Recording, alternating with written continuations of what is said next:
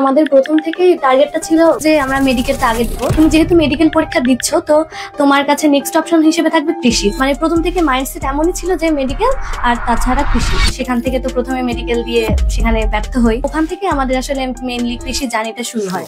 Admission জার্নিতে আমি বলবো যে প্রথম থেকে যার কনসেপ্ট ক্লিয়ার থাকবে, যে প্রচুর পরিমাণে কোয়েশ্চেন ব্যাংক সলভ করবে আর পরীক্ষা দিবে, তার জন্য এটা ইজি হবে। পরীক্ষা যদি না দেই আমি বুঝতে পারবো না আমার ল্যাকিংসটা কোথায়। অন্য কেউ যদি পারে তাহলে আমি কেন পারবো না।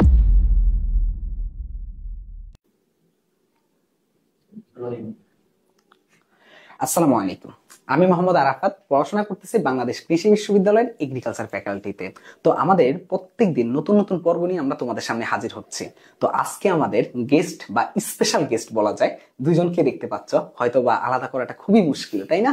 তো আজকে আমরা তাদের সাথে গল্প করব। তাদের একটা বিশাল একটা পরিচয় রয়েছে। তারা এই বছর কৃষি গুচ্ছ এক্সামে 22-23 সেশনে দুইজনই টপার, একজন সেকেন্ড আর একজন অষ্টম স্থান অর্জন করছে। তো তাদের মুখ থেকে তাদের সকল গল্পগুলো শুনবো। আগে তাদের মুখ থেকে আমরা একটু তাদের পরিচয়টা জেনে নিই। অরিত্রী, একটু পরিচয়টা দাও, মাইক দিয়ে। আমি অরিত্রী রায়, ফ্যাকাল্টি অফ এগ্রিকালচার 22টি সেশনে দ্বিতীয় হয়েছি। আমি অহনা রয়, ফ্যাকাল্টি অফ ভেটেরিনারি সায়েন্স, আমি 22-23 কৃষিগুচ্ছতে অষ্টম হয়েছি। আচ্ছা, তো দুজনকে দেখে হয়তো তোমরা ভাবতেছো যে একটু পরে আপনাদের নামগুলো ভুলে যাবে। এটা স্বাভাবিক, তাই না? আমরা এতক্ষণ কথা বলার পরও আমি নিজেই কনফিউজড হয়ে যাই যে এখন কে অরিত্রী কে অহনা। তো তোমাদের দুজনকে আলাদা করার জাস্ট একটা ক্লু আমাদেরকে বলো, বা একটা ওই বলো যে না, আমাকে এইভাবে আলাদা করা যায়, অহনাকে এইভাবে আলাদা করা যায়। ভাই এটা বলবো না, আমরা চাই আপনাদের কনফিউজ করা। খুবই ভালো একটা জিনিস। আচ্ছা, তো আমি তোমাদের উদ্দেশ্যে আগে দুটা কথা বলে তারপর আমরা গল্পে চলে যাচ্ছি। তোমরা অনেকেই হয়তোবা মেডিকেল, ঢাকা ইউনিভার্সিটি, জাহাঙ্গীরনগর, রাজশাহী, চট্টগ্রাম সব জায়গায় হয়তোবা এলোমেলো এক্সাম গেছে বা রেজাল্ট আশানুরূপ হয়নি, এরকম অনেক শিক্ষার্থী আছে, আমি জানি।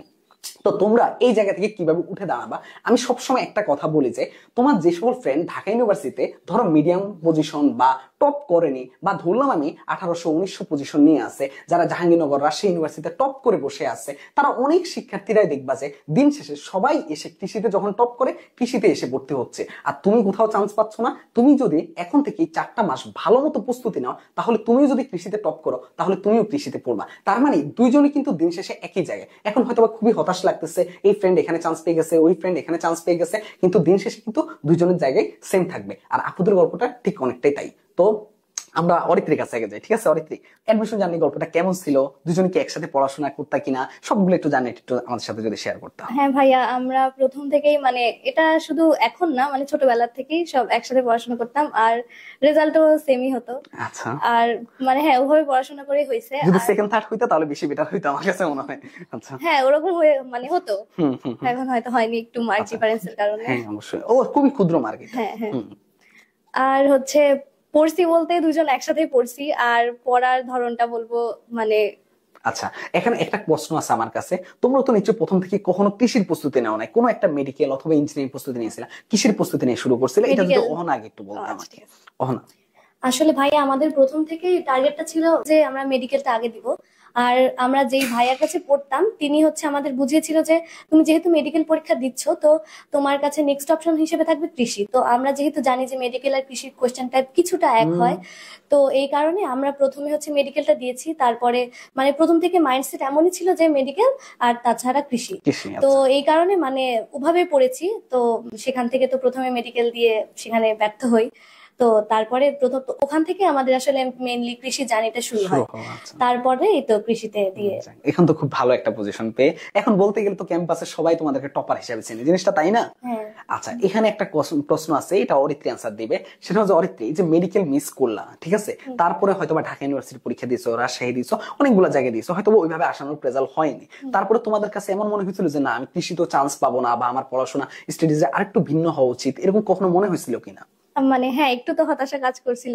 প্রথমে পরীক্ষা দিয়ে যখন মানে আস্তে আস্তে আমি ডিউতে দিয়েছিলাম আর ইউতে দিয়েছিলাম, প্রিপারেশন ছিল না, এমনি গেছিলাম দেখতে যে কেমন হয় আর তো যখন হচ্ছে না, এদিকে দেখতেছি ফ্রেন্ডরা অনেক ভালো রেজাল্ট করতেছে, তখন হ্যাঁ এটা মনে হয়েছিল যে মানে আমি কেন পারতেছি না, বা আমার দ্বারা কেন হচ্ছে না। কিন্তু তারপরে আমি যে ভাইয়ের কাছে পড়তাম, ওই ভাই আমাকে মানে বারবার এটাই বুঝাইতো যে না, হচ্ছে তোমার দ্বারা হবে, তুমি পারবা। আর তারপরে আমারও মনে হয়েছিল যে হ্যাঁ, ওরা যখন পারতেছে আমি কেন পারবো না, আমার দ্বারাও সম্ভব। তারপরে আমিও শুরু করি মানে এগ্রিকালচারের জন্য, মানে কৃষির জন্য আর কি প্রিপারেশন নেওয়া। আচ্ছা, তারপরে অহনার কাছে একটু আমি একটা কোশ্চেনে যাব, সেটা হলো যে এই যে মেডিকেল, ঢাকা ইউনিভার্সিটি এত জায়গায় ব্যর্থ হওয়ার পরে কখনো মনে হয়েছিল যে ফ্যামিলি সাপোর্টটা আসতেছে না বা ফ্রেন্ডরা একটু অন্য চোখে দেখতেছে, এই জিনিসটা কি কখনো মনে হয়েছিল? আসলে অ্যাডমিশন জার্নিটা এমন যে হচ্ছে আসলে কারোর সাথে তেমন যোগাযোগ থাকে না ওই সময়, হুম। শুধুমাত্র সাপোর্ট হিসেবে থাকে হচ্ছে আমার ফ্যামিলি। তো আমাদের বলতে গেলে সেই টাইমটা আমার মা বাবা আরো আরো কিছু কয়েকজন ছিল যারা মানে একদম প্রথম থেকে সাপোর্ট করে গেছে। মানে খুবই ভালো। আমি কি পারছি কি পারছি না সেটা তাদের কাছে কোনো ম্যাটার করেনি, ম্যাটার করেছে যে আমরা কষ্ট করছি কিনা। হুম। তো হচ্ছে বাবা মা তো নিজের কাছ থেকে দেখতো, আর তাছাড়াও যারা ছিল আমাদের পাশে তারাও দেখেছে যে আমরা কি করছি আর কি করিনি। তো তাদের সাপোর্ট আমরা কখনোই অভাব বোধ করিনি, মানে বাহ। সবসময় তাদের সাথে ছিল। আর প্রথম থেকে তারা মনোবল মানে জুগিয়ে গেছে যে তুমি করো, তুমি পারবে, তুমি পারবে, তুমি করো। তো বাহ, এটা খুবই থেকেই ভালো। হচ্ছে আমাদের আর কি এই সফলতা। আচ্ছা, এখন কৃষির জন্য স্পেশাল কি প্রস্তুতি নিয়েছিলে একটু যদি অরিত্রি আমাকে বলতো। কৃষির জন্য প্রস্তুতি বলতে মানে ওই তো বইয়ের এমসিকিউ আচ্ছা, আর হচ্ছে কনসেপ্ট ক্লিয়ারের প্রতি কি কখনো জোর দিয়েছিলা? হ্যাঁ হ্যাঁ কনসেপ্ট ক্লিয়ার প্রশ্ন কি সলভ করতে না তোমরা? হ্যাঁ অনেক। আর এক্সাম কেমন দিতা তোমরা? এক্সাম রোজ। আচ্ছা, এক্সাম দিতে একটু অহনা যদি বলতা যে এক্সামের গুরুত্বটা আসলে কতটুকু ইজি? আসলে ভাইয়া এই অ্যাডমিশন জার্নিতে আমি বলবো যে প্রথম থেকে যার কনসেপ্ট ক্লিয়ার থাকবে, যে প্রচুর পরিমাণে কোয়েশ্চেন ব্যাংক সলভ করবে আর পরীক্ষা দিবে, তার জন্য এটা ইজি অনেক। আর হচ্ছে আপনি যেটা বললেন যে মানে পরীক্ষা দেওয়াটা, সেটা আমি বলবো যে আমি কতটা পারছি কতটা পারছি না এটা আমাকে জানতে হলে পরীক্ষা আমাকে দিতেই হবে।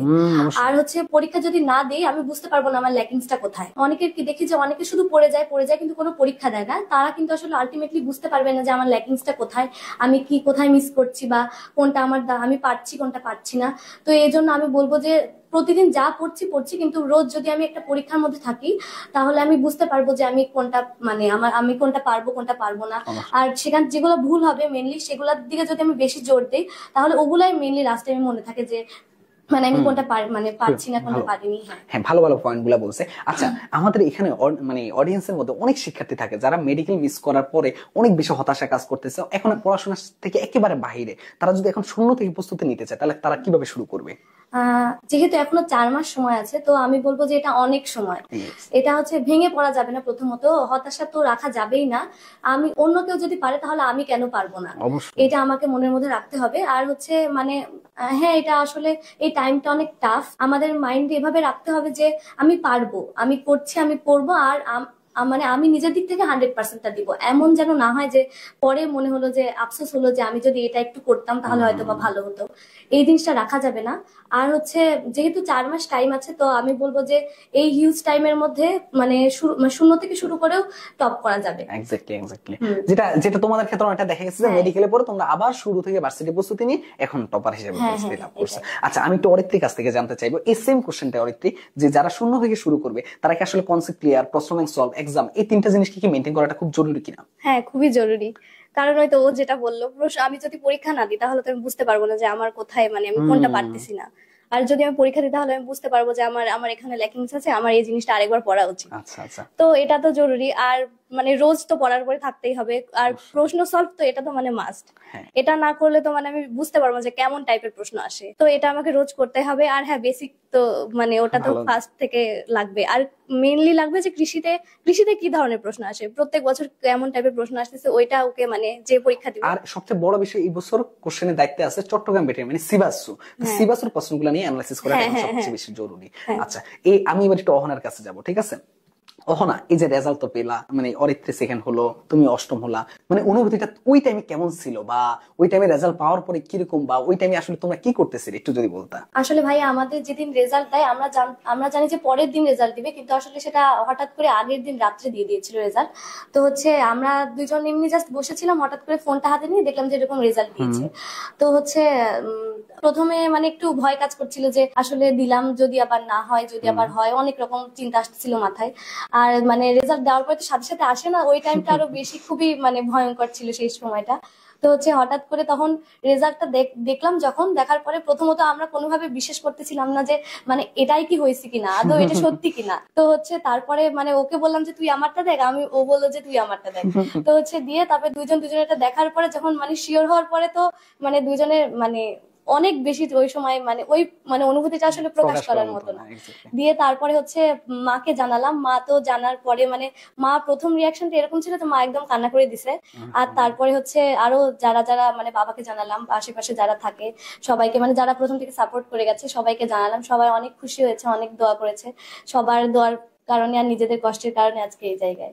খুবই ভালো কথাগুলো। অরিত্রী, তোমার কাছে এবার আমার প্রশ্ন, সেটা হলো যে এই যে যে তুমি সেকেন্ড হলা, ও অষ্টম হলো, এই জিনিসটা অহনাকে করাটা বেশি বেটার, তোমার কাছে কি কোনো এমন মনে হয়েছিল যে কেন ও সেকেন্ড হয়ে গেল, আমি কেন থার্ড হয়ে গেলাম? একটু অহনা যদি বলতা।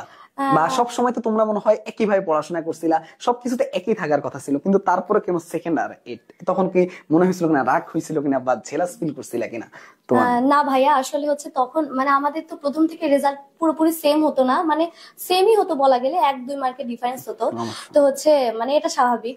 তো হচ্ছে তারপরে যখন এগ্রিতে দিলাম, দেওয়ার পরে মানে পরীক্ষা দিয়ে আসার পরে আমরা দুজন মানে শিওর ছিলাম যে কিছু মার্ক ডিফারেন্স হবে। তো ওরকম ভাবে মাইন্ড প্রিপারেশন ছিল যে হচ্ছে একটু হয়তো বা গ্যাপ হবে, তো ভয়ও পাচ্ছিলাম যে যদি মিস হয়ে যায় আমার।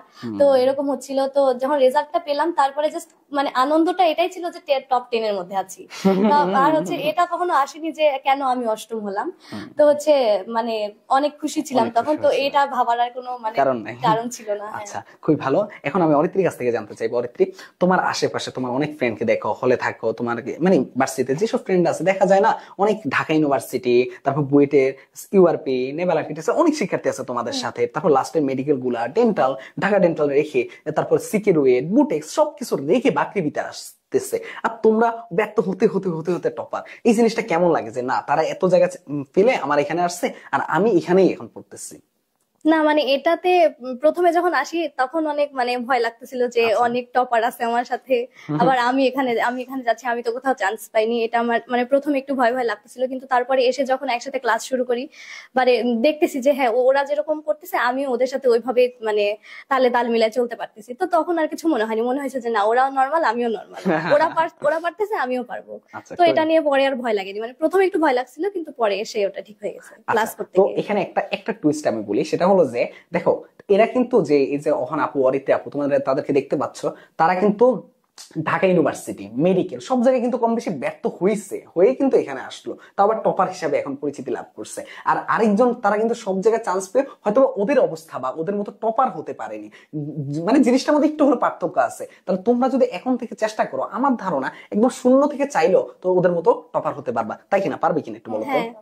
আচ্ছা, এখন একটু আমার তোমাদের কাছে আরেকটা কোশ্চেন, সেটা হলো যে তোমরা ওদের গাইডলাইন সেশনে, ম্যাসনের থেকে তোমরা গাইডলাইন সেশনের দায়িত্ব নিয়েছো ওদের থেকে, তোমাদের আসলে পরিকল্পনা কি ওদের নিয়ে? আগে আমি অরিত্রী থেকে জানতে চাইবো, তারপর অনেক কাছে যাবো। পরিকল্পনা বলতে এখন এই সময়টা মানে সব স্টুডেন্টের জন্য অনেক হতাশা কাজ করে, ডিপ্রেসড হয়ে যায় ইজি, মানে একটা নর্মাল মানে এটা তো সবারই হয় যে কোথাও চান্স পায়নি, ভালো স্টুডেন্ট, তো বাসার বাইরে থেকে একটা মানুষ একটা কথা বললো, ওটা শুনে ওর মন খারাপ হয়ে গেল। এটা স্বাভাবিক, এটা সবার হয়েছে, আবার আমাদের অনেকে হয়েছে। থাকে যে ধরো এতদিন টপার হ্যাঁ ছিল, হ্যাঁ এখন হ্যাঁ, কোথাও এটাই চান্স হচ্ছে না, এটাই এটাই তো তখন অনেক ভেঙে পড়ে। তো এটাই আমরা মানে বোঝানোর চেষ্টা করবো যে মানে এই সময় এটা করার সময় না, তার যে তুমি এই সময়টা যদি 2টা প্রশ্ন সলভ করো তাহলে তোমার জন্য অনেক বেটার। খুবই ভালো একটা পয়েন্ট বলো অহনা। আমি যেহেতু মানে টপ 10 এর মধ্যে আছি, তো আমি চাইবো যে আমি যাদের গাইডলাইন করব তারাও যেন এর মধ্যে আসে, খুবই ভালো পয়েন্ট। এটাই আমি চাইবো। আর মানে আমি যে সফলতাটা করেছি, মানে সফল হয়েছি, তো আমি চাইবো যে আমি যেভাবে পড়েছি বা আমি যেভাবে সামনে আসতে পেরেছি, তো আমি চাইবো যে আমার গাইডলাইনে যারা থাকবে বা যাদেরকে আমি শেখাবো তারাও যেন সেই মানে পথটা ধরে আগাতে পারে। খুবই